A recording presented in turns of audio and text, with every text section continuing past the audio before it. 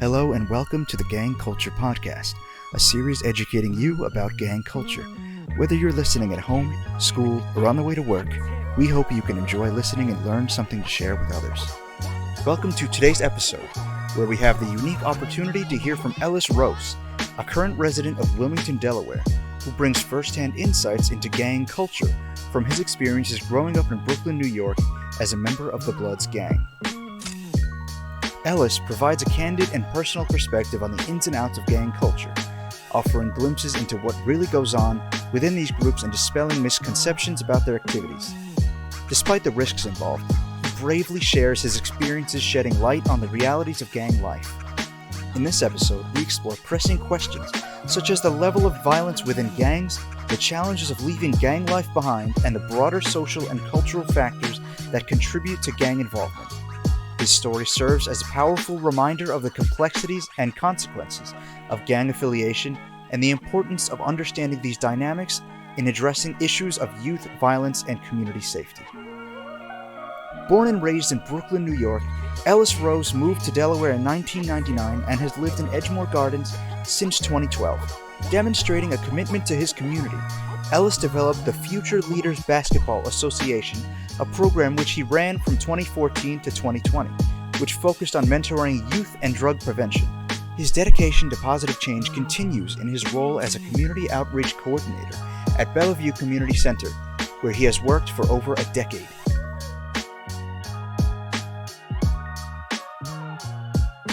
Welcome to Gang Culture, Myths and Realities. I'm your host, Orlando, coming to you from The Cause. Our production crew is youths from The Cause. Today we have a special guest. Our guest, Brother Ellis. I will allow him to introduce himself.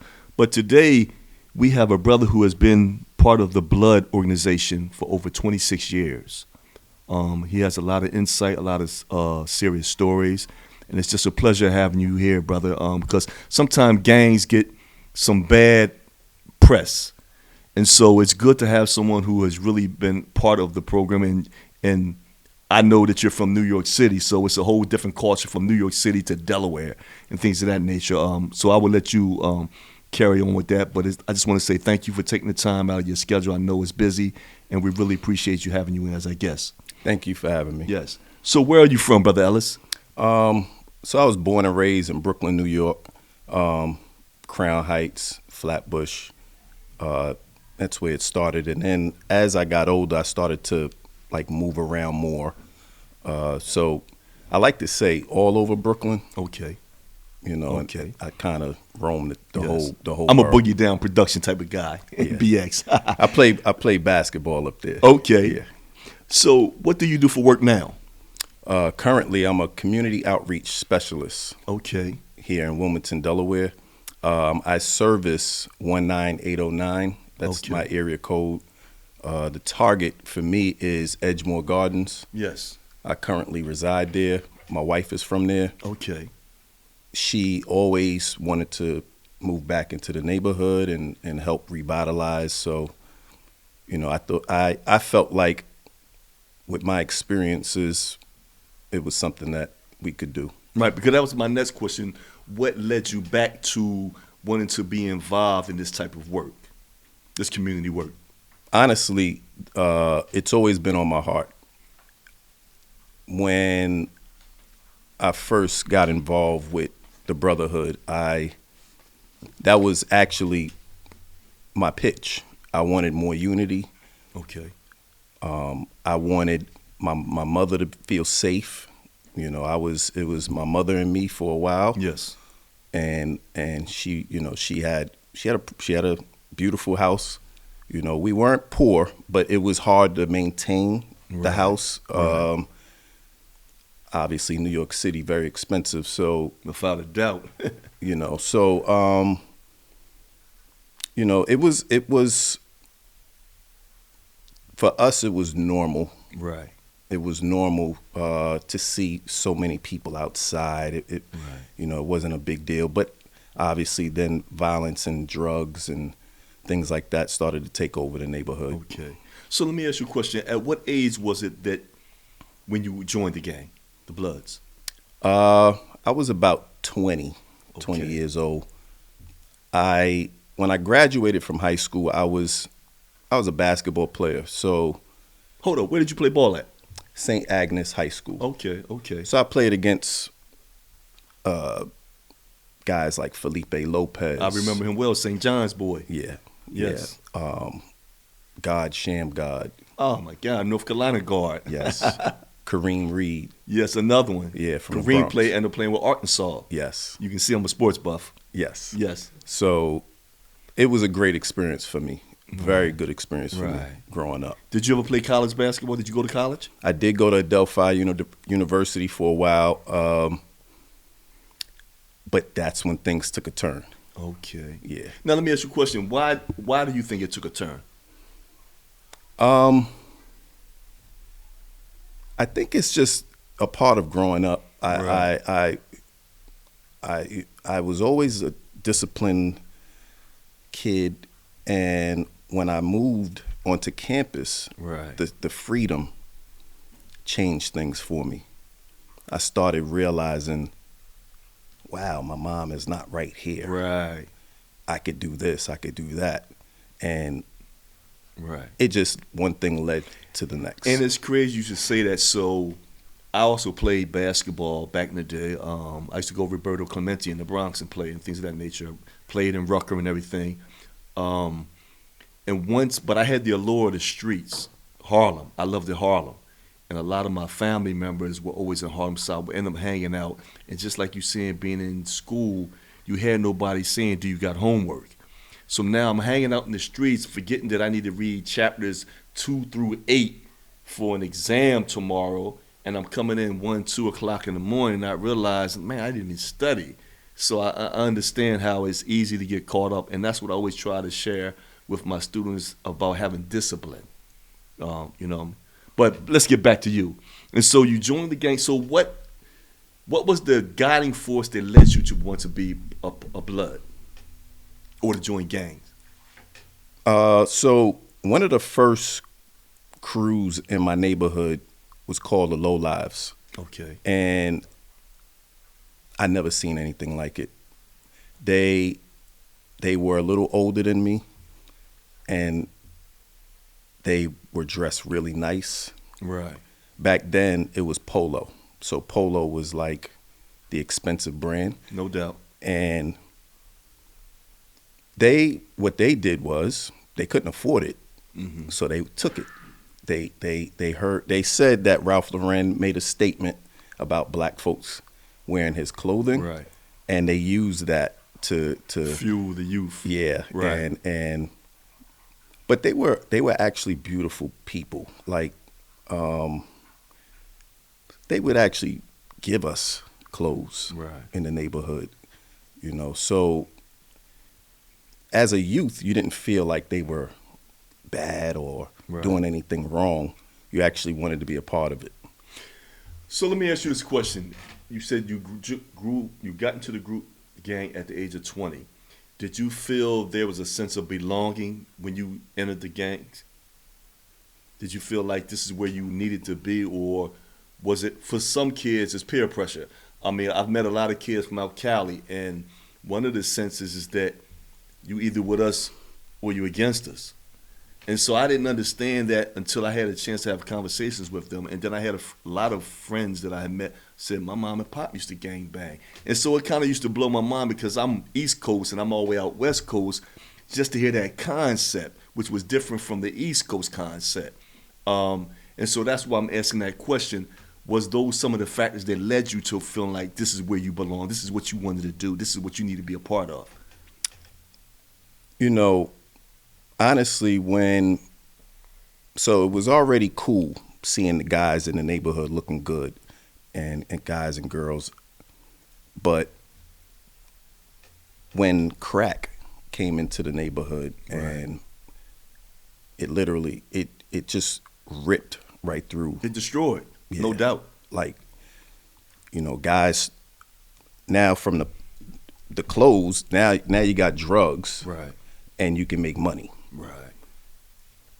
You could make a lot of money.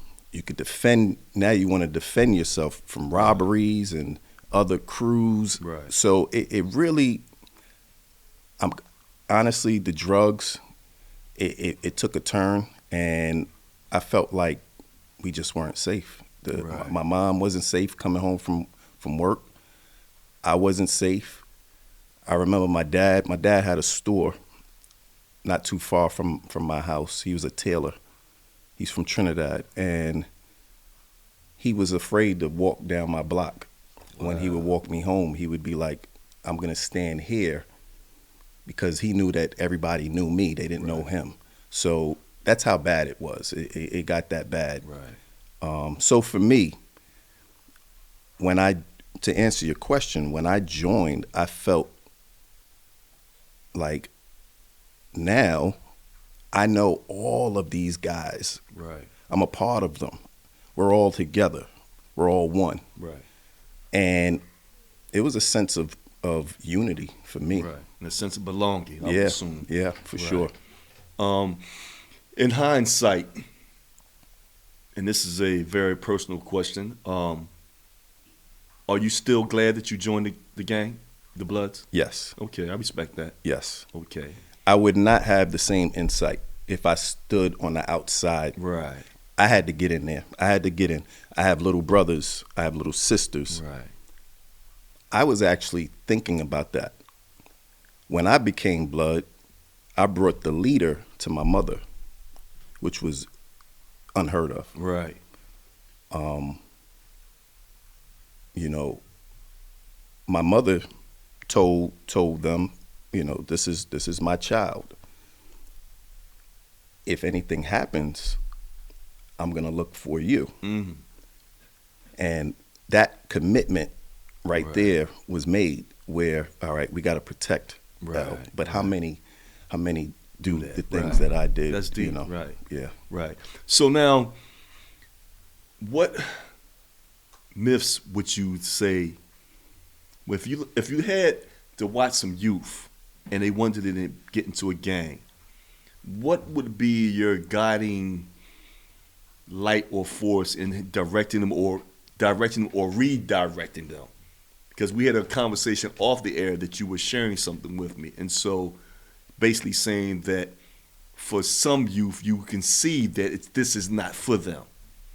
And how would you, or what is it that makes you feel that type of way, or gives you that sense of responsibility? And I applaud you for that responsibility, because it took a lot for you to do that, because some people use kids and abuse them. But from hearing you say that you are strong enough to know, oh, this is not what you're ready for. And so how does that work for you? What's the purpose? What is your real reason Right. for joining? Don't give us the popular answer. Right. I want to be down with the homies. Yeah, we all want to be down with the homies. Right. But what's what's going on? What's the traumatic? What's the trauma behind, what you're feeling? Right. For myself, the trauma was the way the neighborhood just disintegrated, Right. and I just felt like we need our neighborhood back. We need the community back. I didn't know any other way. Right. Right. But that was my thing. What is your thing? Okay. Now, what were some of your experiences? I know we can't get into detail, and I'm not even going to try to do that to you. But what were some of the negative things that you saw as far as being affiliated or being a part, not affiliated, but being a part of the gang? Yeah, it comes with a lot. A lot of harsh realities, basically. A lot of harsh realities. Yes. It could be as simple as you hanging out with a friend, and a car comes through and shots start firing. Yeah, which they call a drive-by, basically. Yes. Exactly. So it didn't necessarily have to be your beef. Right. The person you just was hanging out with had a beef. Right. So you get the affiliation. Right. So, one of the things that we actually say to each other is not every homie is your homie. So if you know you had a certain kind of beef, Right. and you did not let me know that that's what you have going on, we have a problem. Okay. So what we would do is we made sure we understood each other very well. You know, it comes with so much. You obviously can't share what goes on within the brotherhood. So now you're all these skeletons and all of these things that you've seen, you don't get real explanation for what just happened, and or what you just seen, or what you just went through, or what your homie went through. So be prepared. Be prepared for the unexpected. You know, you also get introduced to things that you might not have known about. I didn't know about selling cocaine and crack, but because I was around some of that stuff, I started to learn those things. It became part of the culture. Yeah. And the life, basically. Not just the culture, but the life itself. Correct. Yeah. Yeah, that's deep. As you see, I've been in a wheelchair, and just like you're saying, sometimes in life we do things that we can't change. And I always tell the youth when I'm talking to them, you know, about, I have a word called sweet possibilities. However, sometimes you can't always change some things in life. And so that's why it's very important that we start. So I play chess, and I tell them about strategizing, being strategic in your moves.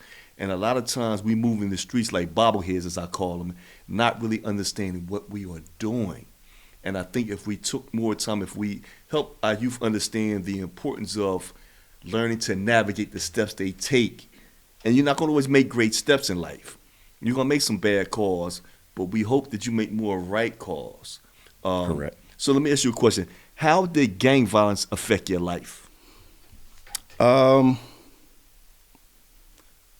It helped me grow up. I didn't have an older brother. Okay. So my older brothers were in the gang. And one in particular really made it his duty to watch over me. Okay. Not the leader, the guy right under him. Right. And he was actually considered to be the threat, the guys that they would call the one to watch out for. Okay. But he looked out after me. It was my blessing to have him. Right. And I don't want to take anything away from the leader. He went to prison, and we were out there on our own. So obviously, as you're navigating through, you start to get into different things. Right. And, it's a mixed bag. Right. There was some bad, and there was some good. When it was really bad, I left. I moved. Okay. It was a good decision. I moved to Delaware. Right. And I was able to restructure my life. Right.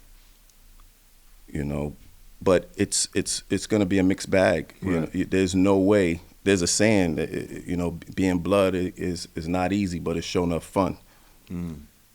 It's not easy. Right. I can't imagine. Your life is on the line at any time. So what happens to, let's say, someone who wants to get out the gang? How does that work? Now, personally, for us, there is no getting out. However, there's been situations. I have a homie that he was shot in his chest, and good guy. Right. And we just knew it wasn't for him. This is not for him. Right. So when he excused himself and asked to be excused, we allowed that. Okay.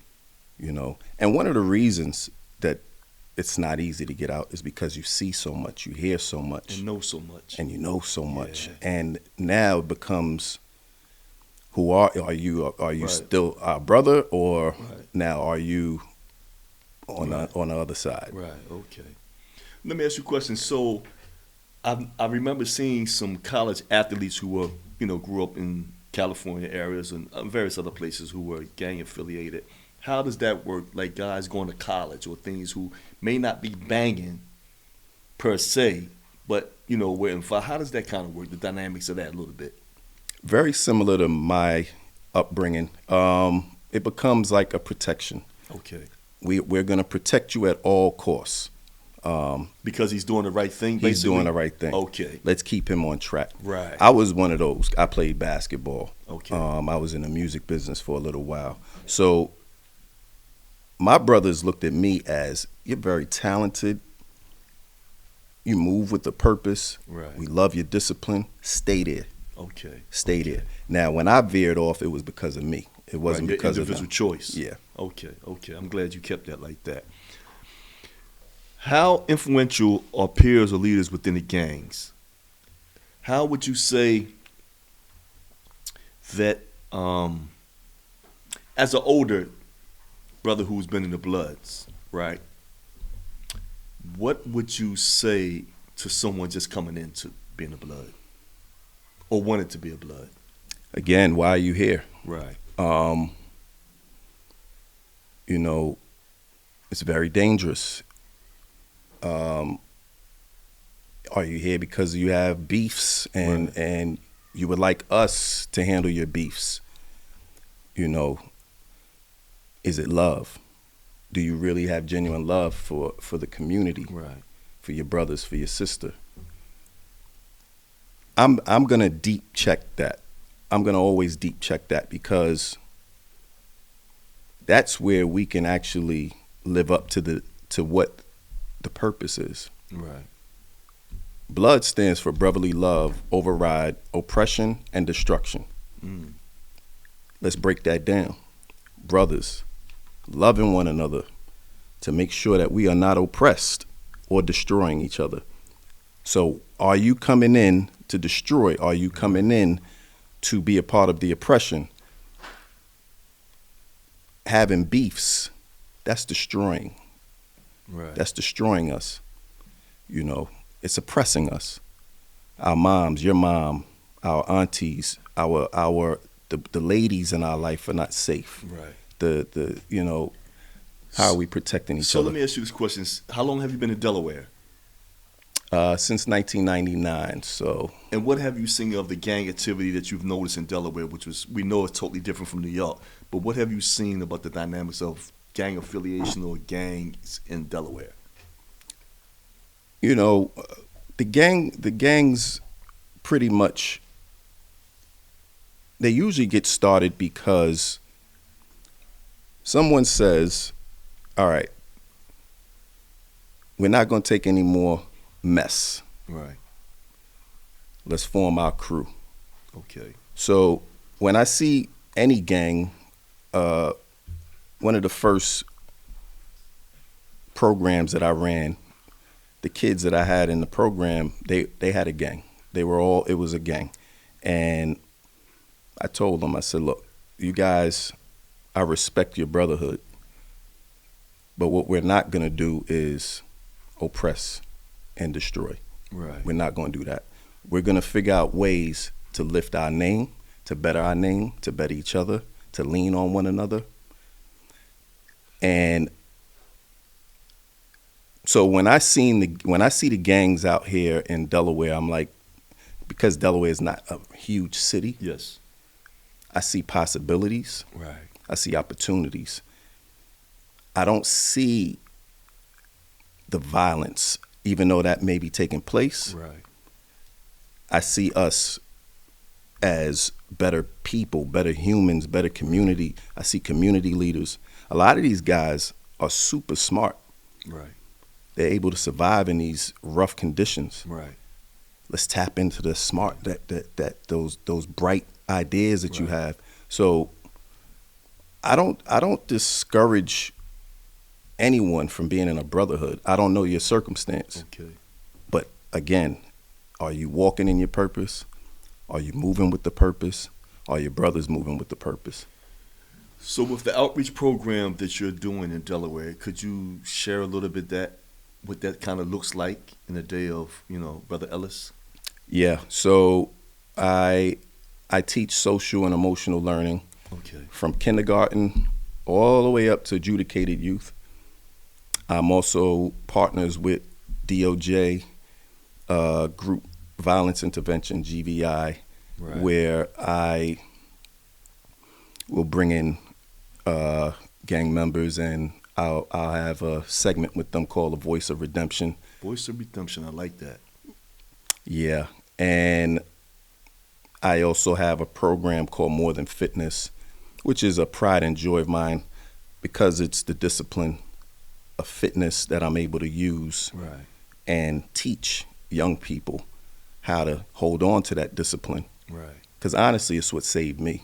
Okay. It saved me from a lot of poor decisions. More Than Fitness is geared to high school kids, Yes. but we are looking to expand it because we want young people to have discipline about themselves. Right. Once they're able to learn what that's all about, hopefully that can help them make better decisions. Right. Wow, that's deep. Wow, that's deep. From my position, I'm always trying to inspire the youth to be their best selves, to be leaders and not followers. And so we all know that we all take different courses in life, and unfortunately, some take left turn, some take the right turn, But I'm always proactive for our youth because our youth is our future. And it's very important that all sides are receiving this type of love, no matter what you're into or where you're from. And so I applaud you for your endeavors in trying to help these young brothers and sisters understand the gang culture, understand the myths and the realities that are involved, and understand what comes with this. Yes. I want to applaud you because when I found out how old you were, your generation, and then here comes my generation, Right. and then we have the next generation, Right. and then the next generation. So you're doing your job in your generation, helping us to keep things in line and get things in line. Well, I really appreciate that, man, especially coming from you. It's been a pleasure having you on the show today, Brother Ellis. Is there anything that you would like to part with to our audience of youth? Yeah. One of the things that also kept me is my relationship with God. When I was at my lowest point, I was actually living in Miami, and I was in the music business, and I was looking to do the Jay-Z thing. I was like the hustler trying to turn it into a career Right. in the music business. Didn't work for me, but I met a lot of great people. Right. And in the midst of it, finding myself, it came through me reading the Bible. Okay. And I literally read the Bible every day for about 7 years straight. Right. Just kept reading it, because I wanted to know more about God, Right. because I felt like God would be able to lead my spirit, lead my steps. Okay. So if I could leave anyone with something, is to get connected with your spirituality, with the higher power, Okay. because man makes mistakes Right. All day long. all day long. All day long. That's powerful. And I'm a firm believer, no matter what your religion is, what you worship, your higher power, your personal connection with the Creator, because I believe there's only one Creator in the world, no matter what you call him. And I think if we did have a higher sense of that, I think we would be our better selves in a lot of ways. Not being perfect, but in a lot of ways. Absolutely. And so I really applaud you for that. And, man, I really appreciate you taking the time out of your busy schedule, man. Thank you. It's a pleasure. I look forward to having you back here because I know you got a lot to share with us. Yeah. Once again, thank you very much. And Thank we applaud you, and stay safe out there, brother. Thank you. Thank You you too. very much.